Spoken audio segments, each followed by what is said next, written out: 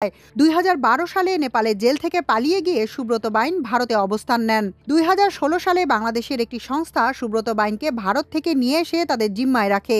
জানা গেছে, ভারতীয় গোয়েন্দা সংস্থা এর সমঝোতায় ভারত থেকে সুব্রত বাইনকে ঢাকায় আনা হয়। উদ্দেশ্য ছিল কিছু অভিযানে তাকে কাজে লাগানো।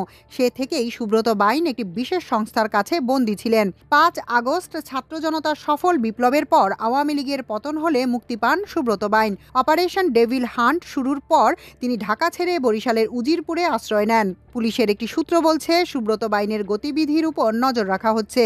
সুব্রত বাইন দীর্ঘদিন ভারতে অবস্থান করায় দেশটির গোয়েন্দা সংস্থা রিসার্চ অ্যান্ড অ্যানালাইসিস উইং রর সঙ্গে তার ঘনিষ্ঠতা তৈরি হয়। বাংলাদেশের পরিবর্তিত পরিস্থিতিতে নেপালের জেল পলাতক এই সন্ত্রাসীকে কাজে লাগাতে পারে বলে আশঙ্কা রয়েছে। সুব্রত বাইন এর commando Z class NSG type প্রশিক্ষণপ্রাপ্ত। গ্রেনেডের মতো ভারী অস্ত্র চালানোতেও পারদর্শী তিনি। এজন্য ভারতীয় সেনাবাহিনীর গোয়েন্দা সংস্থা MIO তাকে সম্পদ হিসেবে বিবেচনা করছে। বাংলাদেশে বন্দী থাকা অবস্থায় সুব্রত বাইনের সঙ্গে ভারতীয় গোয়েন্দা সংস্থার যোগাযোগের মাধ্যম ছিলেন মানিকগঞ্জ আওয়ামী লীগ নেতা ও সাবেক পৌর কাউন্সিলর সুভাষ সরকার। ভারত গোপনভাবে এই দেশে কাজ করতেছে। ভারত বড় বড় সন্ত্রাসীদেরকে হাত করে টাকা দিয়ে দেশে হত্যাযজ্ঞ চালাচ্ছে, যাতে করে এই দেশে একটা অস্থিতিশীল দেশ তৈরি হয়। বিদেশক এমনই তথ্য প্রকাশ করেছে আমার দেশ পত্রিকা। পাশাপাশি ভারতের গোয়েন্দারাও বাংলাদেশে বৈঠক করে গিয়েছে কয়েকদিন আগে, সেটা নিয়ে নতুন তথ্য দিয়েছেন জুলকারনাইন সাহেব। বিদেশক আমরা দুইটা আলোচনা শুনবো, বোঝার চেষ্টা করব ভারত কিভাবে আসলে এই দেশকে অস্থিতিশীল করার জন্য সব সময় চেষ্টা করে যাচ্ছে। 90-এর দশকের শীর্ষ সন্ত্রাসী সুব্রত বাইন আবারও স্বরূপে ফিরতে তৎপরতা শুরু করেছেন। জামিনে মুক্তির পর তার বিরুদ্ধে মার্কেট দখল, বাড়ি দখল, চাঁদাবাজি থেকে শুরু করে বিভিন্ন অপরাধমূলক কর্মকাণ্ডে জড়িত হওয়ার অভিযোগ উঠেছে। কয়েকটি কিলিং মিশনেও তিনি মাঠে কাজ করছেন বলে সূত্র জানিয়েছে। গত 24 আগস্ট জামিনে মুক্তি পেয়ে সুব্রত বাইন তার পুরনো আস্তানা মগবাজারে চলে যান। সেখানে বসে কয়েকদিনের মধ্যেই সহযোগীদের একত্র করে সন্ত্রাসী কর্মকাণ্ড শুরু করেন। মগবাজারের বিশাল সেন্টারে নিয়ন্ত্রণ নেয়ার মাধ্যমে শুরু হয় তার নতুন অপরাধ কর্মকাণ্ড।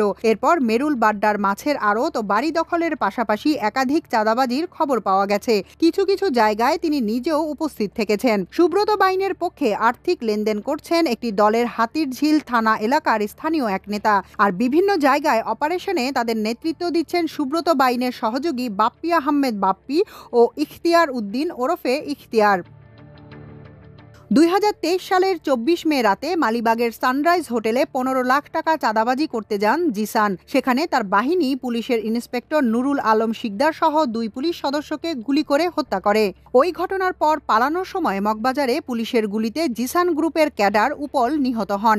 সেই হত্যাকাণ্ডের অন্যতম আসামি শীর্ষ সন্ত্রাসী ইখতিয়ার। সে মতিঝিল এজিবি ও ব্যাংক কলোনি এবং আশপাশের এলাকার একক নিয়ন্ত্রক। সে একসময় শীর্ষ সন্ত্রাসী জিসান আহমেদ মন্টির ক্যাডার থাকলেও বর্তমানে সে যোগ দিয়েছে আরেক শীর্ষ সন্ত্রাসী সুব্রত বাইন ও শীর্ষ সন্ত্রাসী মোল্লা মাসুদের গ্রুপে। ইখতিয়ার 2014 সালে কলকাতায় STF এর হাতে গ্রেফতার হয়। দমদম জেলে থাকা অবস্থায় তার সঙ্গে সখ্য হয় মোল্লা মাসুদের। তখন নারায়ণগঞ্জ 7 মার্ডারের অন্যতম আসামি নূর হোসেনও ছিলেন একই জেলে। মূলত নূর হোসেন ইখতিয়ার ও মোল্লা মাসুদের মাঝে সমঝোতা করান। তখন মোল্লা মাসুদের জামিনের জন্য ইখতিয়ার বড় অঙ্কের টাকা ব্যয় করেন। ইখতিয়ার তখন কলকাতার প্রেসিডেন্সি জেলে আটক সুব্রত বাইনের জন্য টাকা দেন এবং মাঝে মধ্যে ব্যানকসাল কোর্টে হাজিরার দিন সুব্রত বাইনের সঙ্গে সাক্ষাৎ করেন বেশ কবার। ইখতিয়ারের ভাগিনা বাপ্পি এখন মোল্লা মাসুদ ও সুব্রত বাইনের অন্যতম ক্যাশিয়ার। বর্তমানে বাপ্পি মোল্লা মাসুদ ও সুব্রত বাইনের মগবাজারের সব চাঁদার টাকা কালেকশন করেন। তার সহযোগী হিসেবে থাকেন আন্ডারওয়ার্ল্ডের আরেক সন্ত্রাসী বিপু ও ফ্যান্সি বাসার। বাপ্পি তার মামা ইখতিয়ার ও সুব্রত বাইন এবং মোল্লা মাসুদের অস্ত্র ভাণ্ডারও দেখাশোনা করেন। মতিঝিল, দিলকুশা, ক্রীড়া ভবন সহ মগবাজারে চাঁদাবাজির নিয়ন্ত্রণ এখন বাপ্পির হাতে। মগবাজার থেকে সুব্রত বাইন উত্তর বাড্ডার গুদারাঘাট এলাকায় আস্তানা গাড়েন, কিন্তু অপারেশন ডেভিল হান্ট শুরুর পর তিনি বরিশালের উজিরপুরে চলে যান। প্রতিবেশী দেশের গোয়েন্দা সংস্থার নির্দেশ অনুসারে কিলিং মিশনের অংশ হিসেবে গত 26 জানুয়ারি তিনি নয়াটোলায় নিজের আস্তানায় বসে দুপুর 2টার পর মধুবাবু, বিপু, মাহফুজুর রহমান বিপু, নয়াটোলার শরীফ, ইখতিয়ারের ভাগ্নে বাপ্পি, ওসমানের ছেলে নয়ন, ড্রাইভার ওসমান ওরফে জামাই ওসমানকে নিয়ে কিলিং মিশনের মিটিং করেন। তাদের মধ্যে জুলাই অভ্যুত্থানের 2 সমন্বয়কও ভারতীয় গোয়েন্দা সংস্থার টার্গেটে রয়েছেন। গোয়েন্দা সংস্থার প্রতিবেদন অনুসারে সুব্রত বাইন হত্যাকাণ্ডের মাধ্যমে নিজের মাঠ ফাঁকা করতে চান, যাতে প্রতিটি সরকারি ঠিকাদারি কাজ তার হাতে আসে। এ বিষয়ে গুলশান 2-এ মোটা তারেক নামে একজনের মাধ্যমে বিভিন্ন ঠিকাদারি প্রতিষ্ঠানের মালিককে নিয়ে একাধিক বৈঠকও করেছেন তিনি। সুব্রত বাইন সড়ক ও জনপথ ঠিকাদার সমিতির কমিটি গঠনেও ভূমিকা রেখেছেন। ওই কমিটির সভাপতি পদে আশফাক, সাধারণ সম্পাদক পদে যশোরের মানিক সহ কমিটিতে বিভিন্ন এলাকার চিহ্নিত সন্ত্রাসীকে স্থান দেয়া হয়েছে। সুব্রত তার ডান হাত খ্যাত আরেক পুরস্কার ঘোষিত সন্ত্রাসী মোল্লা মাসুদের মাধ্যমে মতিঝিল, গোপীবাগ ও ক্রীড়া পরিষদ নিয়ন্ত্রণে নিয়েছেন। সুব্রত বাইন সুইডেন আসলামের সঙ্গে দেখা করে যৌথভাবে কারওয়ান বাজার নিয়ন্ত্রণের ব্যাপারে সমঝোতা করেছেন। সুব্রত বাইন মতিঝিলের শীর্ষ সন্ত্রাসী ইখতিয়ারের মাধ্যমে অস্ত্র ক্রয় করেছেন। তার হাতে এখনও থানা থেকে লুট হওয়া প্রায় 17টি ছোট বড় অস্ত্র রয়েছে বলে জানা গেছে। গত 2 দিন আগে নেপালে পলাতক বিডিআর হত্যাকাণ্ডের সহযোগী হাজারিবাগের হারুনুর রশিদ লিটন ওরফে লেদার লিটনের মাধ্যমে যুবলীগের ক্যাসিনো সম্রাট ও খালেদের মাধ্যমে কম মূল্যে অস্ত্র কেনার বিষয়ে সমঝোতায় পৌঁছেছেন সুব্রত বাইন। 90-এর দশকে শীর্ষ সন্ত্রাসী সুব্রত বাইনের বিরুদ্ধে 2001 সালের জোট সরকার ক্ষমতায় আসার পর পরোয়ানা জারি করে। তাকে গ্রেফতারে সহায়তা করলে লাখ টাকা পুরস্কার ঘোষণা করা হয়। এরপরই তিনি ভারতে আশ্রয় নেন। সেখানে বসে সুব্রত বাইন দীর্ঘদিন ঢাকার আন্ডারওয়ার্ল্ড নিয়ন্ত্রণ করতেন। একসময় ভারতেও তিনি অপরাধের সঙ্গে জড়িয়ে পড়লে সেখানকার পুলিশ তাকে গ্রেফতারে অভিযান চালায়। ওই অভিযানের এক পর্যায়ে পুলিশ তাকে ধাওয়া করলে তিনি নেপালে ঢুকে পড়েন। নেপাল পুলিশ তখন সুব্রত বাইন ও তাকে ধাওয়াকারী ভারতীয় 3 পুলিশ সদস্যকে আটক করে। 2 দেশের সমঝোতায় ভারতীয় 3 পুলিশ সদস্যকে মুক্তি দেয় নেপাল, আর সুব্রত বাইনকে অবৈধ প্রবেশের দায়ে সাজা দেয়া হয়। 2012 সালে নেপালে জেল থেকে পালিয়ে গিয়ে সুব্রত বাইন ভারতে অবস্থান নেন। 2016 সালে বাংলাদেশের একটি সংস্থা সুব্রত বাইনকে ভারত থেকে নিয়ে এসে তাদের জিম্মায় রাখে। জানা গেছে ভারতীয় গোয়েন্দা সংস্থা এর সমঝোতায় ভারত থেকে সুব্রত বাইনকে ঢাকায় আনা হয়। উদ্দেশ্য ছিল কিছু অভিযানে তাকে কাজে লাগানো। সে থেকেই সুব্রত বাইন একটি বিশেষ সংস্থার কাছে বন্দী ছিলেন। 5 আগস্ট ছাত্র জনতার সফল বিপ্লবের পর আওয়ামী লীগের পতন হলে মুক্তি পান সুব্রত বাইন। অপারেশন ডেভিল হান্ট শুরুর পর তিনি ঢাকা ছেড়ে বরিশালের উজিরপুরে আশ্রয় নেন। পুলিশের একটি সূত্র বলছে সুব্রত বাইনের গতিবিধির উপর নজর রাখা হচ্ছে। সুব্রত বাইন দীর্ঘদিন ভারতে অবস্থান করায় দেশটির গোয়েন্দা সংস্থা রিসার্চ অ্যান্ড অ্যানালাইসিস উইং রর সঙ্গে তার ঘনিষ্ঠতা তৈরি হয়। বাংলাদেশের পরিবর্তিত পরিস্থিতিতে নেপালে জেল পলাতক এই সন্ত্রাসীকে কাজে লাগাতে পারে বলে আশঙ্কা রয়েছে। সুব্রত বাইন এর commando Z class NSG type প্রশিক্ষণপ্রাপ্ত। গ্রেনেডের মতো ভারী অস্ত্র চালানোতেও পারদর্শী তিনি। এজন্য ভারতীয় সেনাবাহিনীর গোয়েন্দা সংস্থা MI ও তাকে সম্পদ হিসেবে বিবেচনা করছে। বাংলাদেশে বন্দী থাকা অবস্থায় সুব্রত বাইনের সঙ্গে ভারতীয় গোয়েন্দা সংস্থার যোগাযোগের মাধ্যম ছিলেন মানিকগঞ্জ আওয়ামী লীগ নেতা ও সাবেক পৌর কাউন্সিলর সুভাষ সরকার। এই সুভাষ সরকার আওয়ামী লীগের সাধারণ সম্পাদক ওবায়দুল কাদেরের গুরু। মূলত সুভাষ সরকারের প্রভাবেই ভারতীয় যোগাযোগ রক্ষার মাধ্যমে ওবায়দুল কাদের টানা 2 মেয়াদে আওয়ামী লীগের সাধারণ সম্পাদক হন। এছাড়া সাবেক সেনাপ্রধান আজিজ আহমেদের সব ভারতীয় যোগাযোগ রক্ষা করতেন এই সুভাষ। বিশেষ করে আজিজের বড় ভাই হারিস আহমেদের ভারতে অবস্থান ও বিভিন্ন সুবিধা প্রদান সুভাষের মাধ্যমেই সম্পন্ন করা হতো। কলকাতায় সুব্রত, হারিস, মোল্লা মাসুদ, হান্নান সহ অনেকের স্থানীয় অভিভাবক ছিলেন গৌর গোপাল সাহা, যিনি করোনায় মারা যান। গ্রেফতার হওয়ার আগে সুভাষ সরকার সুব্রত বাইনের সঙ্গে ফোনে কথা বলেছিলেন এবং জোসেফ ও হারিসের মোহাম্মদপুরের সাম্রাজ্য বাইনের কাছে দিতে চেয়েছিলেন, যাতে সেখানে ইমন বা পিচ্চি হেলাল আধিপত্য বিস্তার করতে না পারে। এর পরপরই সুভাষ সরকার গ্রেফতার হন। ভারতীয় গোয়েন্দা সংস্থা সুব্রতকে সরকার পতনে ভূমিকা রাখা 2 সমন্বয়ককে হত্যার টার্গেট দিয়েছে। সুব্রত বাইনের সঙ্গে ভারতীয় হাইকমিশনে 2001 থেকে 2005 সাল পর্যন্ত প্রেসের সেকেন্ড সেক্রেটারির দায়িত্ব পালন করা শৈবাল রায় চৌধুরী এবং 2005 থেকে 10 সাল পর্যন্ত একই পদে দায়িত্ব পালন করা সমীর কুমার দীক্ষিত এখন নিয়মিত যোগাযোগ রক্ষা করছেন।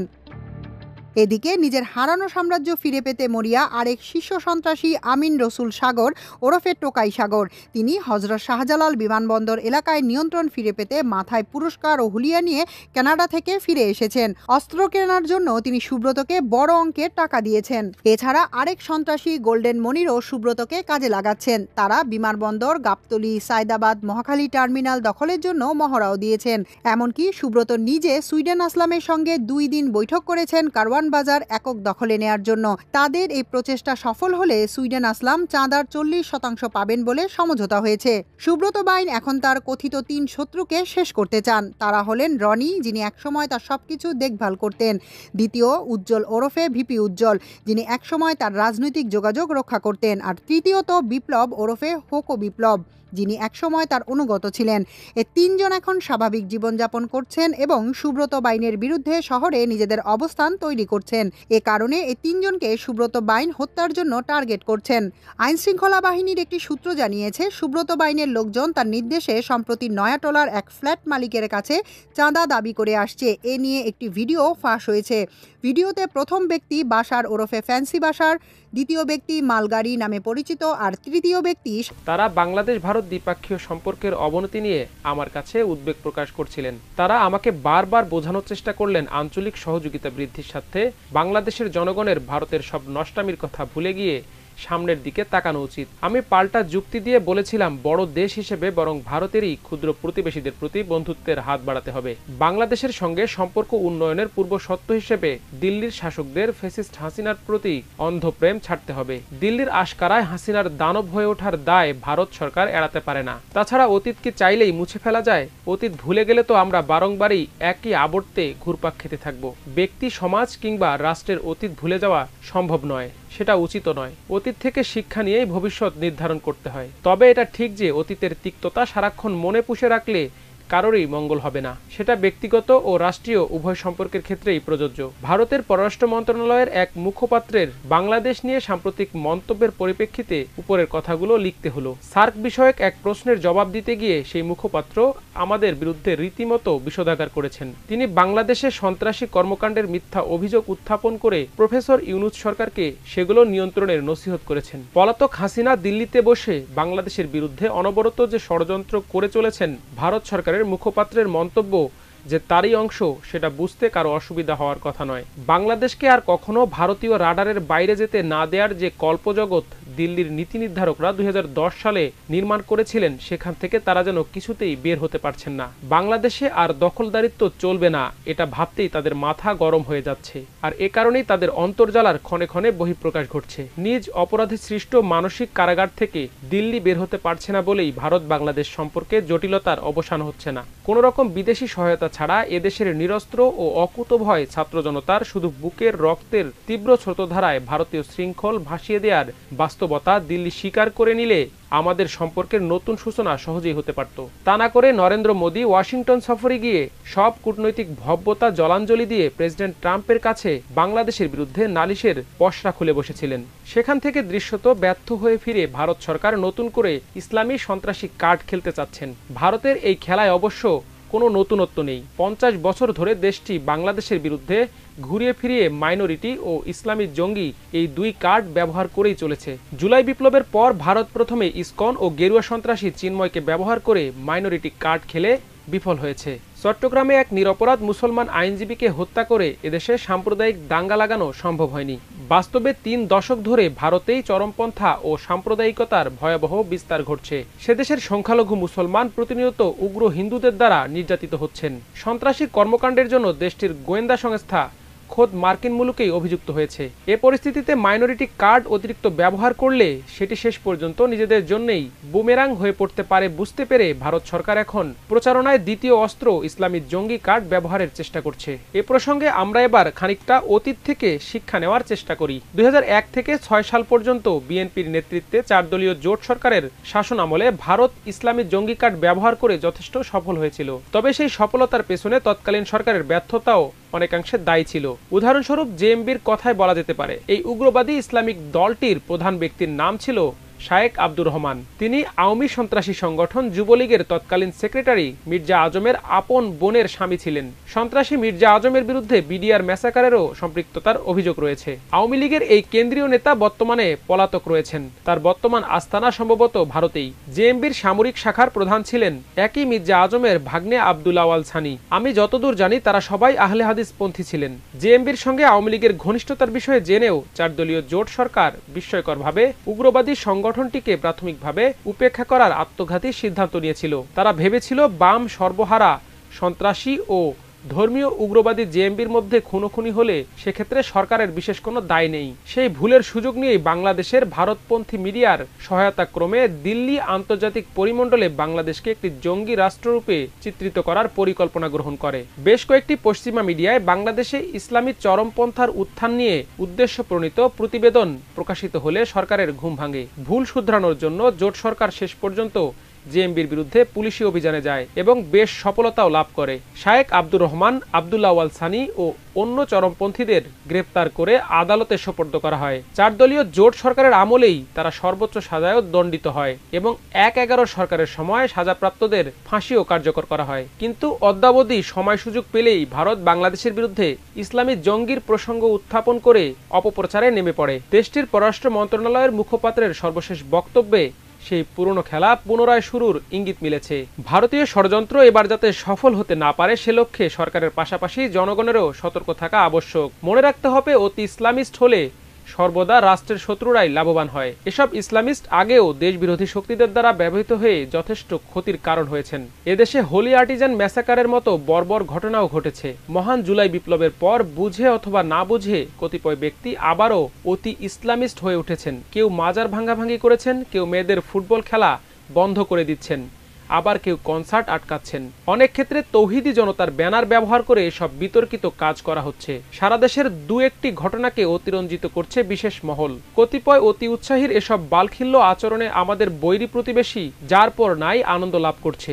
এই বিচ্ছিন্ন ঘটনাগুলোকে তারা ফলাও করে সর্বত্র প্রচার করছে, যাতে পতিত ও পলাতক ফ্যাসিস্ট হাসিনার প্রত্যাবর্তনের সুযোগ সৃষ্টি হয়। বিশ্বকে দিল্লি এমন একটি ধারণা দিতে চাচ্ছে যে হাসিনা ও আওয়ামী লীগ ক্ষমতায় না থাকলেই বাংলাদেশে ইসলামী চরমপন্থা মাথা চাড়া দিয়ে ওঠে। ভারতের এই উদ্দেশ্য প্রণোদিত ঢালাও বয়ানকে মিথ্যা সাব্যস্ত করার জন্য সবাইকে দায়িত্বশীল হতে হবে। কোনো সময়ে যৌক্তিক প্রতিবাদের প্রয়োজন হলেও সেটি করতে গিয়ে কোনো অবস্থাতেই সীমা অতিক্রম করা যাবে না। সরকারকেও সীমা অতিক্রমকারীদের বিরুদ্ধে কঠোর হতে হবে। আমাদের স্মরণ রাখা দরকার, আমরা এক প্রচণ্ড ইসলামোফোবিক দুনিয়ায় বসবাস করছি। আমার প্রায় 2 দশকের লেখালেখির সঙ্গে যারা পরিচিত তারা নিশ্চয়ই জানেন, বাংলা ও ইংরেজি উভয় ভাষায় আমি ইসলামোফোবিক বয়ানের বিরুদ্ধে লড়াই করে চলছি। আমার মতো বাংলাদেশের আরো বেশ কিছু লেখক ও বুদ্ধিজীবীও একইভাবে লড়াই করছেন। আপনাদের মনে করিয়ে দিচ্ছি, বাংলাদেশের লেখালেখির জগতে আমাদের চিন্তাধারার মানুষের সংখ্যা বেশ কম। সেই 60-এর দশক থেকেই আমাদের দেশের সাংস্কৃতিক জগৎ মূলত ইসলাম বিদ্বেষীদের দখলেই রয়েছে। হাসিনার 15 বছরে ফ্যাসিস্ট শাসনামলে ধর্ম পালনকারী মুসলমানদের ওপর নির্যাতন করার পেছনে ইসলাম বিদ্বেষী বুদ্ধিজীবীদের প্রচারণাও কাজ করেছে। জুলাই বিপ্লব এদেশের বাঙালি মুসলমানদের সাংস্কৃতিক রেনেসার এক সোনালী সম্ভাবনা তৈরি করেছে। যারা মাজার ভেঙে অথবা মেয়েদের ফুটবল খেলা বন্ধ করে ইসলাম কায়েম করতে চান তারা প্রকৃতপক্ষে ভারতীয় হেজেমনির বিরুদ্ধে বাংলাদেশের সাংস্কৃতিক ও রাজনৈতিক লড়াইটাকেই দুর্বল করে ফেলেছেন। তারা হঠকারিতার আশ্রয় নিয়ে ইসলাম বিদ্বেষী বুদ্ধিজীবীদের অপপ্রচারের সুযোগ করে দিচ্ছেন এবং পরিণামে ইসলাম, মুসলমান ও এদেশের অপকার করছেন। সমাজকে এ ব্যাপারে সচেতন করার জন্য প্রকৃত আলেম সমাজেরও বিশেষভাবে উদ্যোগী হওয়া প্রয়োজন। প্রকৃতিগতভাবে বাংলাদেশের জনগণ ধর্মীয় বিষয়ে সহনশীল ও অসাম্প্রদায়িক। দর্শক, আলোচনা শুনেছেন, শুনে বুঝতে পেরেছেন ভারতের চক্রান্ত কতটা ভয়াবহ। যদি আমরা দেখি ভারত থেমে আছে, কিন্তু মূলত তারা থেমে নেই। তারা কোনোভাবেই থেমে নেই। তারা তাদের যে কার্যক্রম সেটা তারা চালিয়ে যাচ্ছে। এই হচ্ছে আমাদের অবস্থা। এজন্য ভারত বিষয়ে আমাদের সরকারকেও সবসময় সতর্ক থাকতে হবে। আমরা যদি দেখতে মনে করবো যে ভারত হয়তোবা তারা স্তব্ধ হয়েছে, কিন্তু স্তব্ধ না, বরং তারা সাময়িকভাবে তারা মুখ বন্ধ রাখে, কিন্তু পরবর্তী তারা বড় ধাক্কা দেওয়ার জন্য প্রস্তুতি নেয়। এই জন্য ভারতকে মোকাবেলা করার জন্য আমাদের সবসময় প্রস্তুত থাকতে হবে।